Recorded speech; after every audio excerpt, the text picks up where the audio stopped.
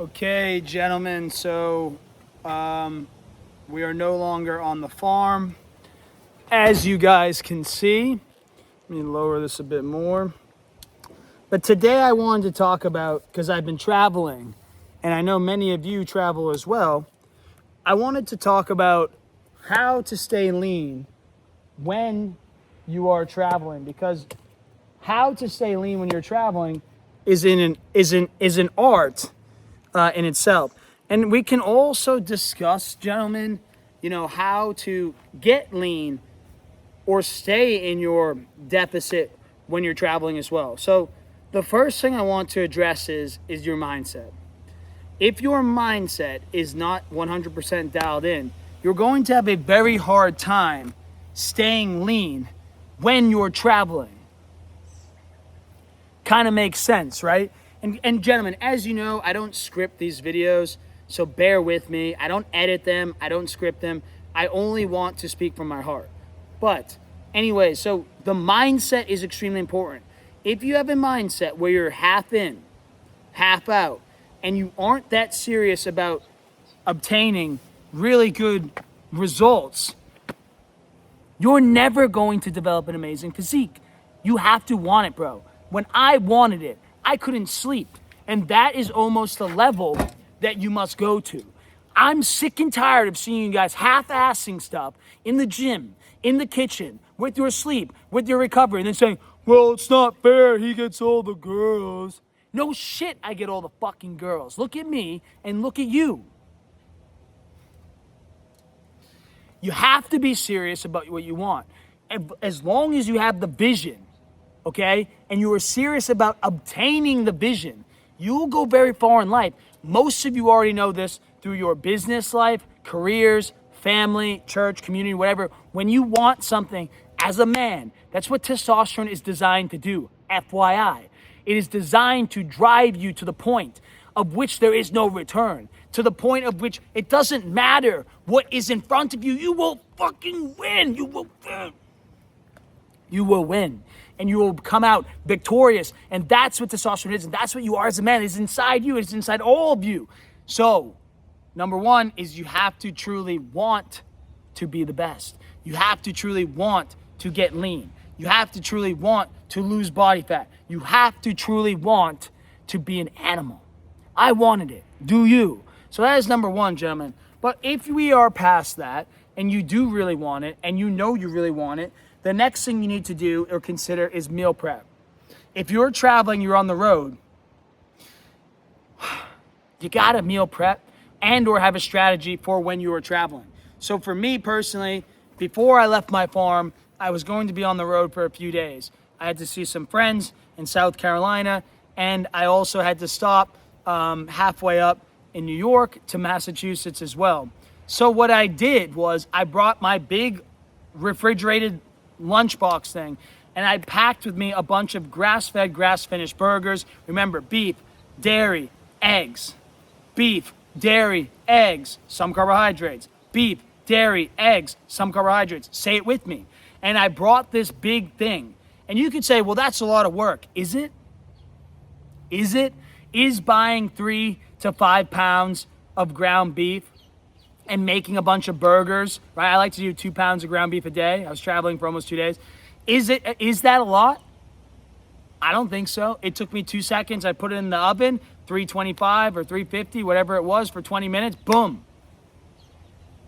Not that hard. And then for fruit, I brought some apples, some bananas. And if you are anal, you don't even need to bring bananas because you have a banana peel. It's annoying. You put it in your car, your lunchbox, and throw it out the window. Just do apples, bro. Or if you're even more anal, do organic dried mangoes. There's nothing left over. You just eat the dried mango, bro. And you can zip it back up. It doesn't smell. It's not wet. You don't need a napkin. It doesn't leave crumbs. You don't need white rice. You don't need sweet potatoes. Beef and some dried fruit or some raw fruit will do the trick. Then what I also like to do is a coconut water or 2. I'll bring the big ones. I'll pack 2. That's how I get my electrolytes, sodium, potassium, magnesium, and it keeps me hydrated, and it keeps me like entertained. Because when you're driving, it gets boring, it's slow, If you're doing it alone, which I was for the most of it, there's nothing going on and you're just like tempted to, maybe I should get a Coke or a soda. No, gentlemen. We are the best. We are trying to become American stallions. So what you need to do is bring some coconut water, some sparkling water. I like coconut water. I like Harmless Harvest. No sugar added. Pretty low on carbohydrates. Tastes amazing. It's organic. It's great. Whole Foods sells it. Done. Next. On to the next. So we have our protein. We have our carbs. What about fat? The easiest thing when you're traveling, bring some grass-fed raw cheddar. Bring some raw cheddar. Or bring an avocado. It's a bit messier, so that's why I just like the cheddar. I'll slice it up, I'll put it into a small little container thing, and then I'll pack that in my lunchbox as well. Usually 2 ounces or 4, depending on the amount of time that I'm traveling. 2 ounces for me during the course of the day is enough with the ground beef, the fat that's in the ground beef. And like I said, protein done, fat more or less done, carbs done, and then you can bring some snacks. I like Lineage Provisions, Paul Saladino's beef stick snacks, because I can get my heart and my liver and my micronutrients and my collagen from these beef stick snacks. It's very important to get liver, heart. I do the heart, liver, spleen, kidney, pancreas pills almost every morning.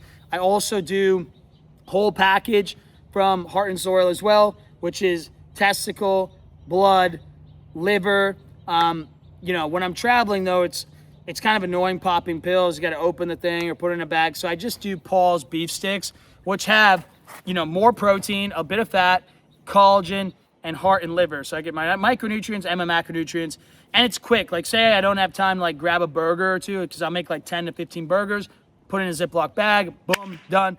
Then I can just do those beef sticks, supplement with those. I don't bring protein shakes generally. I have been experimenting with Paul Saladino's protein bars as well. Those have been really good, but I just stick to the basics, guys. Make it simple, right? Keep it stupid simple. My beef, my grass-fed, grass-finished beef burgers, my organic dried mangoes, some apples or bananas, depending on the carb load I'm looking for. We don't need a lot of carbs. We're driving, but remember, I'm in my Ironman prep. I need carbs so I can train the next day effectively. And the coconut water or sparkling water, if you like it, keeps you full, satiated, gives you a little something to snack on. And then we have our beef stick bag or protein bars. And that's about it in terms of nutrition. Now, what about training? If I'm not flying, I'll typically weight train. There's something about flying, because usually it's like early in the morning, and sometimes it's a tighter position. You can't stop and move. Really, if I'm flying, I don't like to strength train. If I'm driving, I don't mind to strength train, but I prefer to just do some type of cardio in the morning or fast. So that morning before I drove back from my farm, I did a bike workout.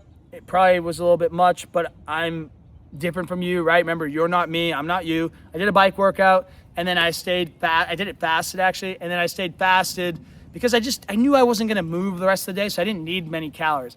This is when I will fast, gentlemen. I'm not a massive fan of fasting, but when you are traveling and you're on the road, it is not essential to fast, but it makes it easier because you don't know what you're gonna encounter later that night, and likely you're gonna be in a pretty big deficit, and you're probably gonna want to overeat because you're gonna get to a nice restaurant, there might be a drink or some alcohol involved, some girls, family, wife, whatever it is, and so it helps, it will behoove you to do a little fasting when you're traveling, but that's just me. And then once I get to my destination, I'll eat more of the food I packed, right? Why waste it? More of the grass-fed, grass-finished burgers, more of the apples or organic dried mangoes, and then I'll have one more meal, depending on what time it is. And if it's super late, I'll just go to bed and I'll just eat a little bit more, in the car ride, so I'm not eating too late. So if I'm getting home, for instance, or to my destination at 9 p.m., right?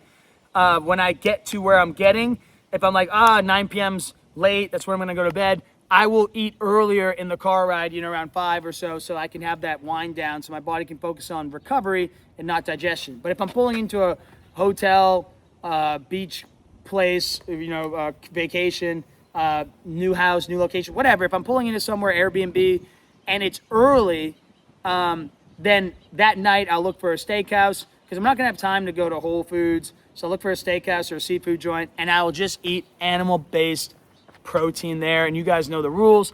No seed oils, no bread, no grains, no wazoo sauces, pasta, crazy stuff like that. Keep it simple. Keep it one ingredient, and ask them always to cook the food in butter or tallow. That's non-negotiable for me. But that's what I do when I travel. I hope it was helpful.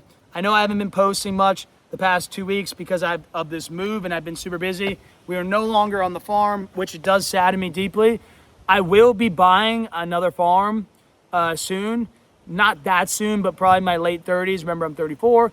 And something with more acreage, something that is more scalable, something where I can run a legitimate store market. I only had like 10 acres on my last farm, and then we leased some pastures around us. So it wasn't that big, but for my 20s, it was a blessing and it was a lot of fun. So we're back in Massachusetts. We're at the new residence. And yeah, I'm just really excited to scale American Stallion. And also our new HQ, right? As you guys know, if you follow me on Instagram, if you don't follow me on Instagram, go follow me on Instagram, American Stallion. We have a new HQ, and it's up here in Mass because we have about 12 employees, and we're finally all going to co-locate. So yeah, everything's going exceptionally well. Thank you to God, and thank you to anyone else that's also helped me just get to this point, and thank you to you guys. So I hope this video was helpful. It wasn't intended to be long or crazy, but if you are traveling, this just was on my mind. I did have a few questions, and you were either in a deficit, you're currently cutting, or you want to just stay clean on the road. This is how you do it. And gentlemen, one day soon, hopefully I will see you at the top.